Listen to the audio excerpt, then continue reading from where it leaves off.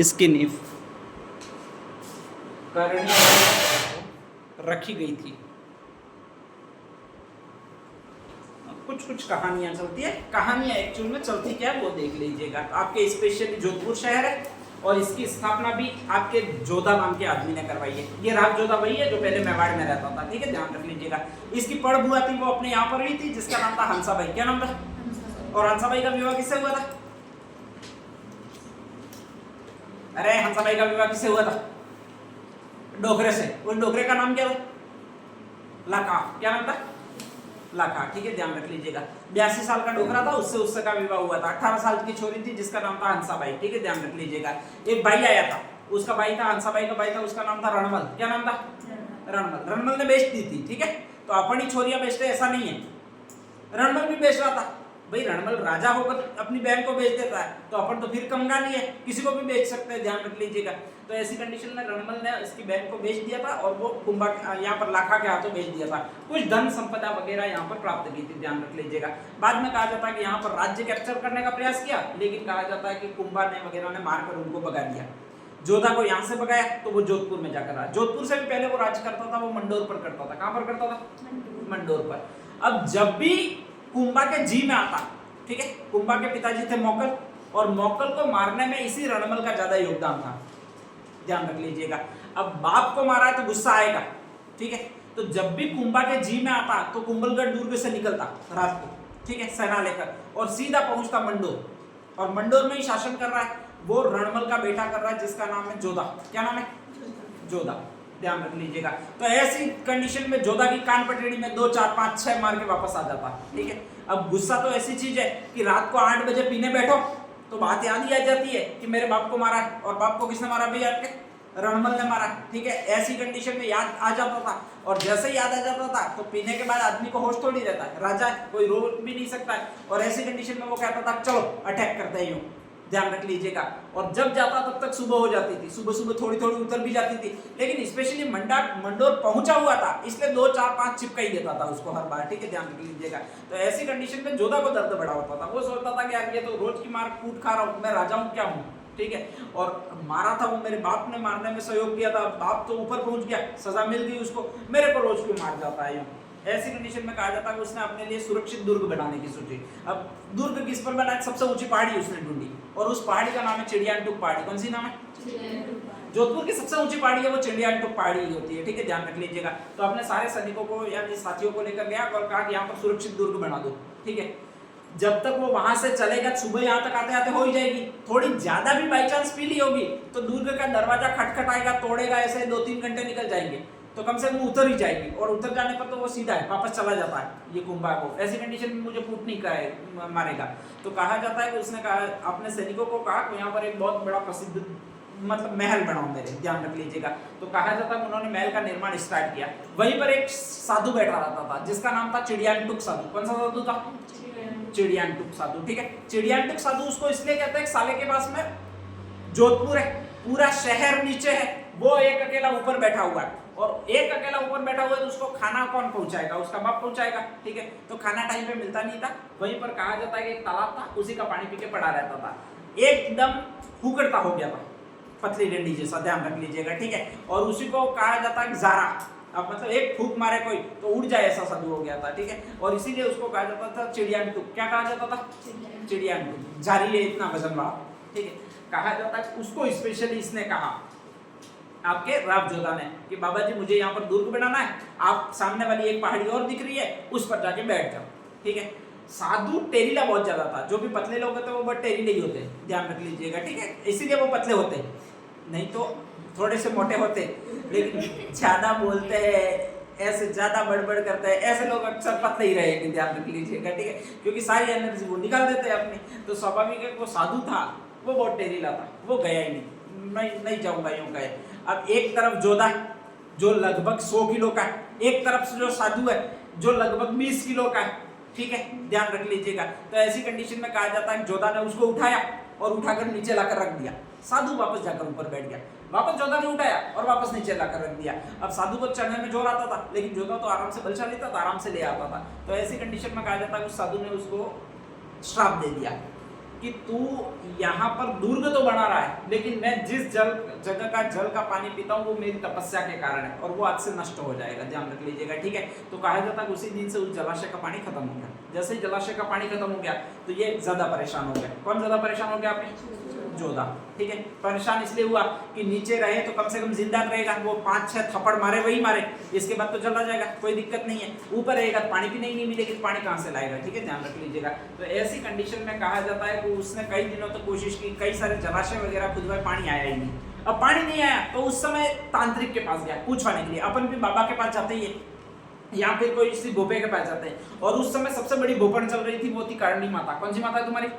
करणी माता। करणी माता जोर की अपनी बड़ा कोई बाबा है वो तुम्हारा देखकर बता देता कौन सा बाबा है यार, निर्मल बाबा जैसी चल रही थी उस समय, ध्यान रख लीजिएगा, ठीक है। तो कौन सा था? अरे बीच में एक बाबा था ना तुम्हारा जो हर समस्या का समाधान करता था, ऐसी चल रही थी वेस्टर्न राजस्थान में। तो ऐसी कंडीशन में कहा जाता है कि उसके पास गया। करणी माता ने उपाय बताया कि एक काम कर, राजवंश का कोई भी व्यक्ति वहां पर जीवित अगर तू दफना देता है, ध्यान रख लीजिएगा, दफना देता है का मतलब जोर जबरदस्ती नहीं, ठीक है, जीवित अगर वहां पर गाड़ दिया जाता है। वैसे करणी माता ने उसको ये कहा था तू साधु के पास ही जा और इसका उपाय मांग चरणों में गिरकर, वो साधु तुझे बता देंगे यूं। तो कहा जाता है जोधा है वो वापस उस चिड़ियाटुक साधु के पास गया, चरण वगैरह पकड़े और कहा कि वापस इस जलाशय को पुनर्जीवित कर दो। साधु ने कहा मैं ऐसा कर नहीं सकता हूँ, लेकिन एक काम करे तो ये पुनर्जीवित हो सकता है, ठीक है, ये अब मेरी तपस्या के कारण तक बलिदान मांगेगा। तो तू एक काम कर कि किसी आदमी का जो भी तेरे राजवंश परिवार का है उसका जीवित बलिदान कर, मतलब नींव में तू दफना, लेकिन ध्यान रहे कि वो अपनी इच्छा से जाना चाहिए नींव में, ठीक है। अगर तू जबरदस्ती करेगा तो वो फलीभूत नहीं होगा। तो ऐसी कंडीशन में प्रॉब्लम हो गई, कोई भी जाने के लिए तैयार नहीं हुआ। अब जब जाने के लिए तैयार नहीं हुआ तो जोधा था वो थक हार कर करणी माता के पास गया और करणी माता वहां पर आई, स्पेशली ध्यान रख लीजिएगा, ठीक है। करणी माता फेंकने में बहुत माहिर थी, फेंकने में मतलब बाबा जो भी बनेगा वो फेंकने में माहिर ही होगा, ठीक है। अगर बिना फेंकने में माहिर होगा और वो बाबा बन जाएगा तो वो चल नहीं पाएगा, उसके पास कोई आएगा नहीं, क्योंकि हर कोई आता है तो वो एक अलग ही समस्या लेकर आता है, अलग ही समस्या लेकर आता है का मतलब मारियो आता अट्रैक्टस दुखे अट्रैक्टर नहीं दिखता है। अभी समस्या का क्या समाधान होता है? कोई फालतू का समस्या का समाधान थोड़ी होता है, ध्यान रख लीजिएगा। खतरनाक लेकर आते हैं, ध्यान रख लीजिएगा। तो उस समय कोई ना कोई आपको फेंकनी पड़ेगी, स्पेशली ध्यान रख लीजिएगा, ठीक है। तो वो फेंकने में बहुत ज्यादा माहिर थी, वो कहा जाता है वहां पर आई स्पेशली। और कहा जाता है पहला ही आदमी एक कहा जाता है बड़ा ही था जिसका नाम था रजिया बलाई। कौन सा बलाई था? या फिर राजाराम बलाई, ठीक है। उसको पकड़ लिया और कहा डायरेक्टली कि अरे तू अभी तक क्या कर रहा है, तेरे लिए स्वर्ग के दरवाजे खुल चुके, ठीक है, यहाँ पर तू पृथ्वी लोक पर क्या कर रहा है, तेरे लिए अप्सराएं सारी इंतजार कर रही है वहां पर। और एक तरह से खतरनाक तरीके से भड़काया, और जैसे ही कहा जाता है भड़काया तो वो राजाराम रजिया बड़ाई था वो स्वेच्छा से तैयार हो गया और जाकर उस नींव में बैठ गया। अब इतना ही चाहिए था कि कोई नींव में बैठे, ऊपर पत्थरों से चुनाई कर दी, ठीक है, ध्यान रख लीजिएगा। अप्सराएं मिली कि नहीं मिली अपन को पता नहीं आगे, लेकिन कहा जाता है कि उसके बाद एक दुर्ग बन गया और उसी दुर्ग का नाम था आपके स्पेशली कौन सा दुर्ग भाई आपके? मेहरानगढ़ दुर्ग। चिड़ियाटुक को हटाकर बनाया गया इसलिए चिड़ियाटुक पहाड़ी भी कहा जाता है।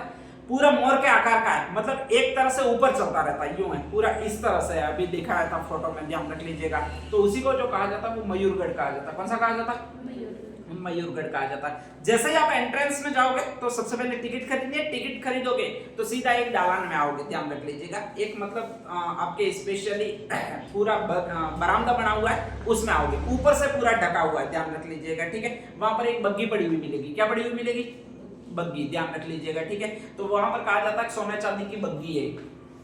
अगर आप विशेष तौर पर अमीर हो, ठीक है, अरे अमीर की कोई बात नहीं है उसमें, अगर आप बाय चांस अपनी शादी को यादगार बनाना चाहते हो, बहुत ज्यादा यादगार, कि बरसों बरसों तक मेरी शादी याद रहे ऐसी बनाना चाहते हो तो उस बग्गी को बुक कर सकते हो, वो देते हैं स्पेशली, ठीक है। लाख एक रुपया भाड़ा लेंगे और देंगे स्पेशली एक दिन के लिए, उसमें आपका बिनौला निकाला जा सकता है। तो उसी बग्गी को कहा जाता है सोने चांदी की बग्गी। कौन सी बग्गी कहा जाता है? सोने चांदी की बग्गी कहा जाता है, ठीक है। जोधपुर वाले लोग बहुत ले जाते हैं, ध्यान रख लीजिएगा, लेकिन वापस जमा करवाने भी जानी पड़ेगी। ऐसी नहीं सोने चांदी की है और सीधे तुम माणके के यहाँ पर लेकर पहुंच जाओ कि इसको गड़ा दे, फिर मैं डायरेक्टली वो करूंगा, ध्यान रख लीजिएगा। तो फर्स्ट आएगी वो सोने चांदी की बग्गी आएगी। इसके बाद एक चौक आएगा स्पेशली, ध्यान रख लीजिएगा, उसको कहा जाता है श्रृंगार चौक। कौन सा चौक कहा जाता है? श्रृंगार चौक, ठीक है। श्रृंगार चौक में क्या होता होगा? अरे श्रृंगार चौक में क्या होता होगा? श्रृंगार होता होगा। अच्छा किसका होता होगा? रानियों का, यो बोलो बड़े बड़े कांच लगे हुए होंगे, रानी उसमें अपना मोड़ा देख रही होगी यो। अरे ऐसा कुछ नहीं है, वहां पर रास तिलक होता था। क्या होता था? रास तिलक। ठीक है, ध्यान रख लीजिएगा। रास तिलक किसका करवाओगे? रानी का, राजा का? राजा का। ठीक है, ध्यान रख लीजिएगा। उस समय उसको सजाया जाता था स्पेशली। ठीक है, और सजाने के लिए कई कई कारीगर आते थे। कारीगर तो कैसे कह सकते हैं यार नहीं कह सकते, लेकिन कई कई ब्यूटी पार्लर वाले आते थे। उसी को स्पेशली कहा जाता है वो श्रृंगार चौक कहा जाता है। ध्यान रख लीजिएगा। इसी को दूसरा नाम दिया जाता है, वो श्रृंगार चौकी नाम दिया जाता है। कौन सी चौकी है? श्रृंगार चौकी। ठीक है, जोधपुर है। जोधपुर में सूर्य की किरणें सीधी पड़ती है, स्पेशली ब्लू सिटी है। ध्यान रख लीजिएगा। और वो दुर्ग ही इस तरह बना हुआ है कि उसमें सजने संवरने की प्राथमिकताएं हैं। तो वहीं पर आपके चौकी है जिसको श्रृंगार चौकी कहा जाता था। जैसे ही श्रृंगार चौकी में राजा सवर जाता था, इसके बाद तलवार बंदाई की रस्म होती थी। तो वहां पर एक बहुत कांच का आलीशान भवन बना हुआ है जिसको कहा जाता है मोती महल। कौन सा कहा जाता है? मोती महल। बहुत अच्छा चमकता है। ठीक है, उसमें तो ये कहा जाता है कि अगर आप एक दीपक बीच में रख दो रात को, तो पूरा पूरा भवन, इतने चारों ओर कांच लगे हुए, पूरा भवन जगमग कर जाता है और सारे तारे चमकते हुए ऐसा दिखाई देता है। उसी को आपके कहा जाता है मोती महल। कौन सा कहा जाता है?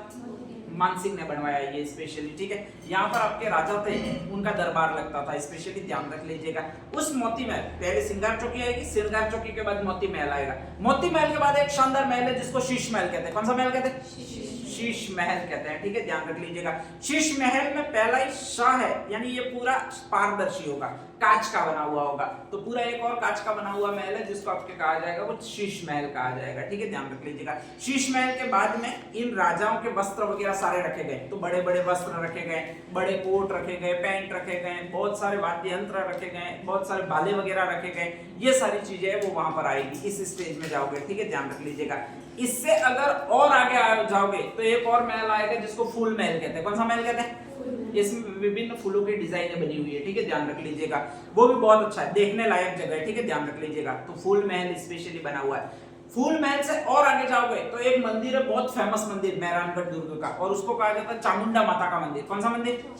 चामुंडा माता का मंदिर। ठीक है, सबसे एंड में यही बना हुआ है, स्पेशली चामुंडा माता का मंदिर बना हुआ है। तो ये चार क्रमशः आता है। पहले श्रृंगार चौकी आती है, फिर नेक्स्ट आगे मोती महल आता है, फिर नेक्स्ट आगे आपके स्पेशली फूल महल आता है, शीश महल आता है, फिर नेक्स्ट आगे फूल महल आता है, और फिर आगे लास्ट में आता है वो आपका ये चामुंडा माता का मंदिर होता है। चामुंडा माता के मंदिर में जैसे ही परिक्रमा कर दो तो फिर आगे कुछ नहीं है। ठीक है, कूद मत जाना, नहीं तो बहुत ऊंचा है, ध्यान रख लीजिएगा। तो वापस मुड़ना है, और वापस मुड़ने के बाद इन्हीं से होते हुए वापस आ जाना है। तो सीधा आप दरवाजे पर निकल जाओगे, और दरवाजे पर निकल जाओगे इसका मतलब 350 रुपए की वसूली लगभग आपसे हो चुकी है। फिर जाना है, वापस टिकट लेनी है और यही देखने के लिए वापस जाना है। ध्यान रख लीजिएगा। तो यही पूरा एक दुर्ग है जिसको कौन सा दुर्ग कहा जाता है? आपके मेहरानगढ़ दुर्ग कहा जाता है। ठीक है, सबसे अच्छा कोई अभी भी दुर्ग बना हुआ है तो वो मेहरानगढ़ भी है। अभी भी उसमें जाओगे तो वास्तव में लगेगा कि शानदार बना हुआ है, फोटो खींचने की इच्छा होगी। हमीर महल में जाओगे तो फोटो खींचने की इच्छा नहीं होगी। ठीक है, आपको डर लगेगा कहीं कोई विषु नहीं आ जाए, उधर से कोई और सांप नहीं आ जाए, ऐसा लगेगा। लेकिन अभी भी ये शानदार दिखता है, वो यही महल दिखता है। ध्यान रख लीजिएगा।